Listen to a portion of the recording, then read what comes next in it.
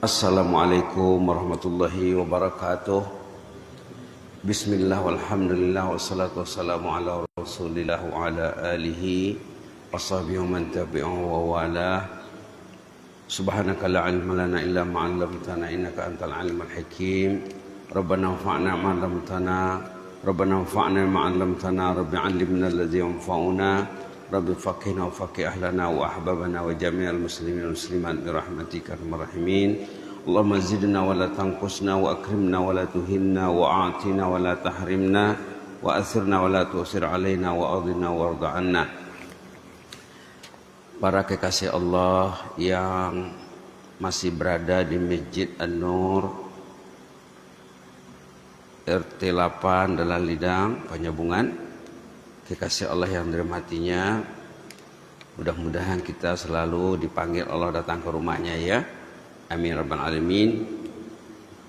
Nikmat yang kita sebut selalu dan kita puji Allah selalu atas nikmat ini. Selawat dan salam ke atas Rasulullah SAW. Hari ini kita cerita tentang kisah Ahlul Jannah. Dalam Quran, kalau kita baca Quran, hampir setiap halaman itu ada cerita Ahlul Jannah, Ahlun Nar, Ahlul Jannah, Ahlun Nar. Hari ini kita bersama surah At-Tur yang dibaca tadi dalam sholat, halaman 524. Quran ini lebih 600 halaman, lebih 6.000 ayat. Jadi mesti ada yang bertempat di hati kita. Karena Quran ini pedoman ya. Quran ini pedoman, kitab pedoman, panduan. Hudan lil muttaqin. Pedoman hidup bagi ahli takwa. Di sini cerita keluarga yang masuk surga. Setiap ayah perlu tahu cerita ini. Setiap ibu perlu tahu. Setiap anak, setiap cucu, setiap kakek perlu tahu cerita ini. Cerita kisah benar dalam Quran tentang rumpun keluarga yang masuk jannah. Kita letih mengurus anak, mengurus istri. Adakah anak istri kita itu ahlul jannah atau tidak? Banyak juga disebut dalam ayat lain, qul innal khasirina alladzina khasiru anfusahum ahlihim yaumal qiyamah, katanya. Orang yang rugi, diri tak masuk jannah, istri tak masuk jannah, keluarga semua meringkuk dalam neraka. Na'udzubillah. Sebut dalam ayat lain. Ini kumpulan keluarga yang dihimpunkan dalam surganya Allah. Ini dia ya. Pangkal ceritanya dari ayat 21, 22, 23, 24, 25, 26 sampai 28. Ceritanya ya.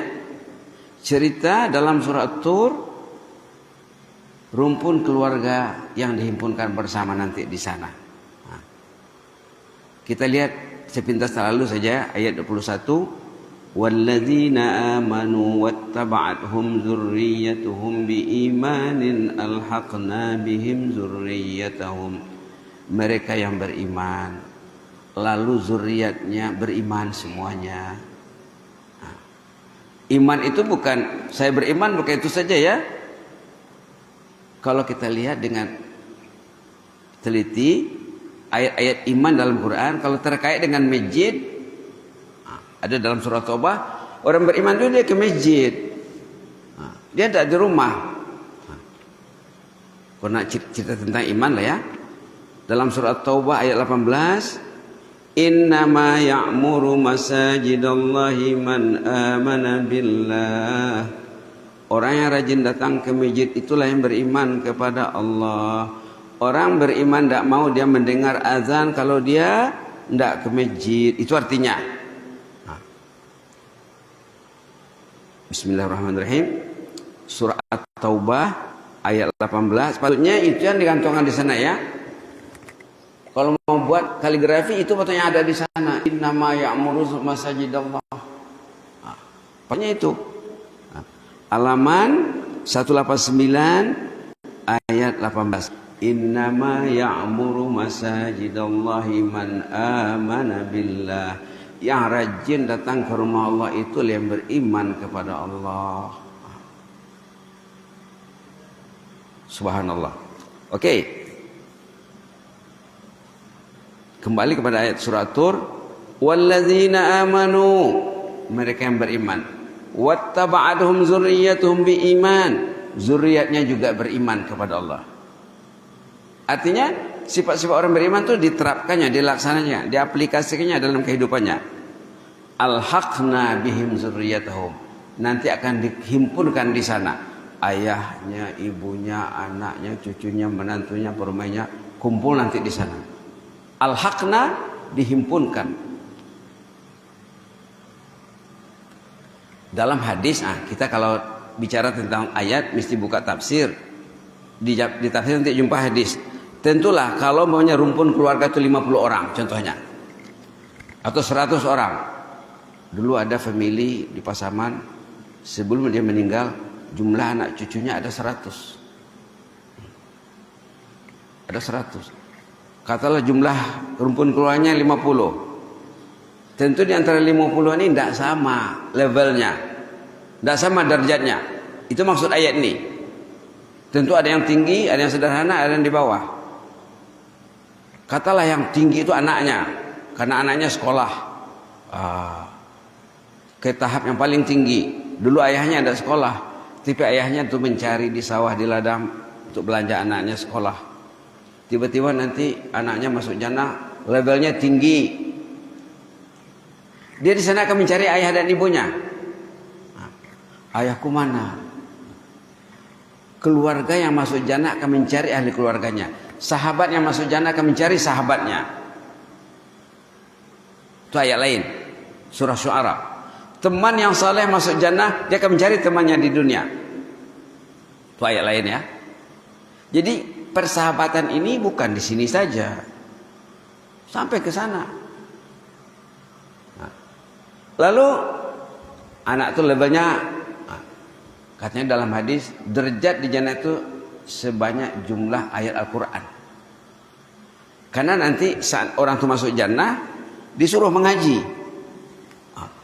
suruh ngaji. Iqra, terbalik ya. Iqra waratil, bacalah. Warqa, naiklah. Setiap ayat dibacanya naik satu level, naik satu level, naik satu level, satu lantai.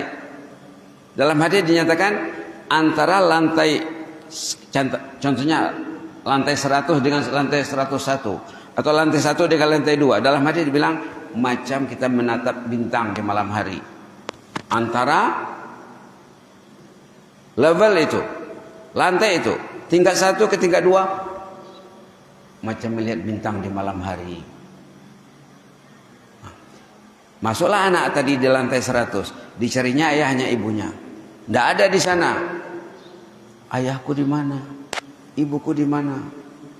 Ibumu di lantai ke-11, engkau di lantai ke-100. Contohnya lah ya. Ya Allah, aku dulu beramal, beribadat, berjihad untuk ayah dan ibuku. Maka ibunya yang di lantai 11 itu dengan ayahnya dinaikkan ke lantai 100. Itu maksud ayat ini. Alhaqna bihim zurriyatahum, digabungkan, disatukan. Bahkan dalam hadis dia bilang, zurriyat dalam surah At-Tur ini bukan sama dengan zurriyat dalam kepala kita. Kalau kepala kita zurriyat itu ke bawah. Kalau di Quran ini zurriyatnya ke atas juga. Kalau yang anaknya di atas, ayahnya di bawah, anaknya menaikkan ayahnya. Kalau kakeknya di atas, cucunya di bawah, kakeknya menaikkan cucunya. Zuriat dalam ayat ini ke atas dan ke bawah. Kalau dalam ayat lain, zuriat itu ke bawah saja, anakku, cucuku, cicitku, itu zuriatku. Kalau dalam ayat ini kata ulama tafsir, ke atas. Itu hebatnya bahasa Quran ya. Zuriat di sini ke atas dan ke bawah. Yang teratas bisa menaikkan yang di bawah, sama ada yang di atas itu memang di atas statusnya dalam keluarga seperti ayah, kakek dan nenek, atau dia di bawah, dia cicit anak cucunya tapi dia tinggi, dia akan menaikkan rumpun keluarganya. Itu maksud ayat ini. Alhaqna bihim zurriyatahum, akan dinaikkan zuriatnya. Zuriat di sini bukan hanya ke bawah, ke atas juga. Itu bukan tafsir. Contohnya bukan tafsir Al-Jami' li Ahkamil Quran karya Imam Qurtubi. Jumpa cerita ini tuh. Wa ma alatnahu min amalihim min syai'. Masih ayat 21 ya. Tidak ada yang dikurangkan. Bukan bawahnya anak itu lantai 100, 101. Ayahnya di bawah lantai 11. Oh, anak turun sedikit ke tengah-tengah lantai 50, baru naik ayahnya. Bukan begitu. Yang di atas tetap di atas, yang di bawah dinaikkan ke atas. Ini maksud wa ma alatnahu min amalihim min syai'. Tidak dikurangi level derajat orang yang tinggi sedikit pun tidak. Kullu mri'in bima kasaba rahin. Setiap orang pada dasarnya akan dibalas sesuai dengan perbuatannya, amal salehnya. Baru nanti ayat sesudahnya nikmat yang akan dihidangkan untuk rumpun keluarga yang sudah berhimpun di sana. Wa amdadnahum bi fakihatin wa lahmin mimma yashtahun. Mereka akan dihidangkan buah-buahan, daging sesuai dengan keinginannya. Yatanaza'una fiha ka'san. Mereka saling minum. Mungkin kakek kasih cucunya minum. Cucu kasih kakeknya minum, ayah kasih anaknya minum. Mereka berebut-rebut minuman di sana. Bersukaria di sana. Wa yatufu alaihim ghilman, mereka dilayan oleh ghilman, pelayan-pelayan jannah. Kalau dalam surah lain wildan katanya. Di sini ghilman. Ka'annahum lu'lu'um maknun. Pelayan di jannah itu seperti mutiara yang tak pernah terlihat. Mutiara yang tersimpan indah. Pelayannya saja macam mutiara yang indah. Apalagi yang dilayan. Wa aqbala ba'dhum 'ala ba'din yatasaalun. Rumpun keluarga tadi mengingat nostalgia di dunia dulu. Oh, ayah dulu antar saya ke pondok ya katanya. Ayah dulu antar saya ke tahfiz ya, itu saya jadi begini ini. Dia mengingat lagi nostalgia indah di dunia. Inna kunna qablu fi ahlina musyfiqin. Kita dulu di tengah-tengah keluarga kita takut kepada Allah. Malam hari kita baca Quran. Orang di sebelah malam harinya online. HP. Kita Quran, kita pegang katanya. Kita tidak hanyut bersama orang yang hanyut. Inna kunna qablu fi ahlina musyfiqin. Kita dulu takut kepada Allah. Takut kepada Allah. Famannallahu alaina, lalu Allah memberi kita nikmat. Wa waqana azabas samum, Allah memelihara kita daripada azab neraka. Itu ayat 27. Ayat 28, inna kunna min qablu nad'u. Kita dulu berdoa beribadat kepada Allah. Kita dulu tahajud. Kita baca Quran semalam mungkin sejuz, 2 juz, 3 juz. Contohnya lah ya. Innahu huwal barrur rahim. Allah tuh memangnya sangat baik. Rahim, bersifat rahim. Jadi dari ayat berapa tadi? Ayat 21 sampai 28. Nanti pergi ke rumah tengoklah ya, tengok terjemahnya. Kisah ahli keluarga rumpun keluarga yang akan dihimpunkan nanti di sana. Sifat nomor satunya apa? Iman.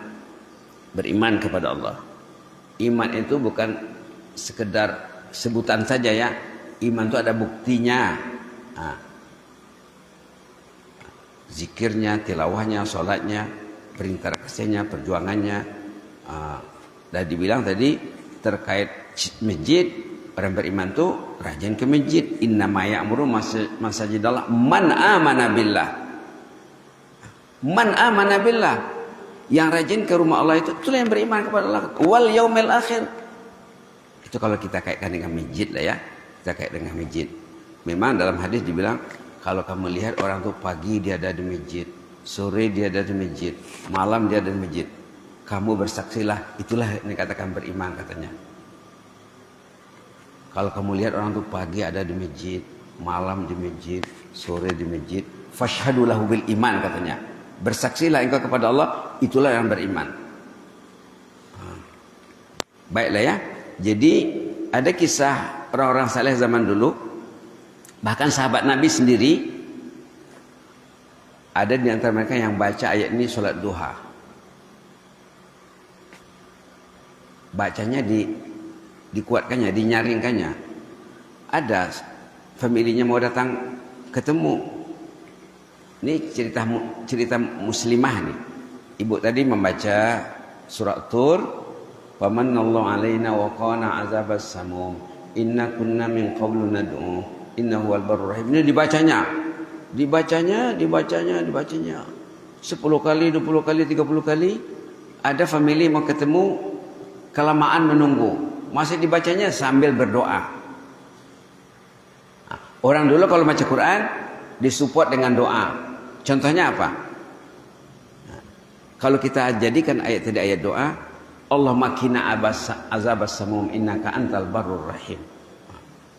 Orang dulu diajar Rasulullah, kalau baca Quran ayat itu diolah jadi doa, pas dibaca ayat itu dibaca doanya.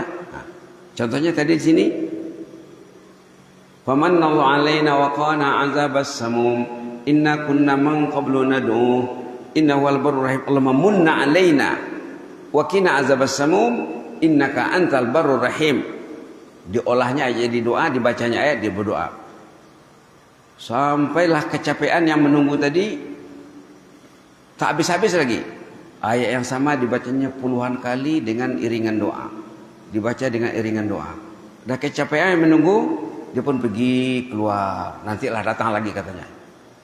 Datang mungkin sudah sejam atau 2 jam, datang lagi masih ayat sama dibacanya, masih berdoa. Famanallahu alaina wa qana azabas samum inna kunna min qawlu nad'u innahu wal barur rahim. Allahumma munna alaina wa qina azabas samum innaka antal barur rahim. Begitu orang dulu ya, sambil menangis. Bahkan dalam kisahnya termasuk Aisyah sendiri, istri Rasulullah SAW, setelah Nabi wafat, Aisyah radhiyallahu anha membaca ayat ini. Begitulah caranya. Jadi alangkah baiknya jika kita duduk di rumah dengan keluarga, anak istri, supaya mereka tahu tujuan hidup itu jannah.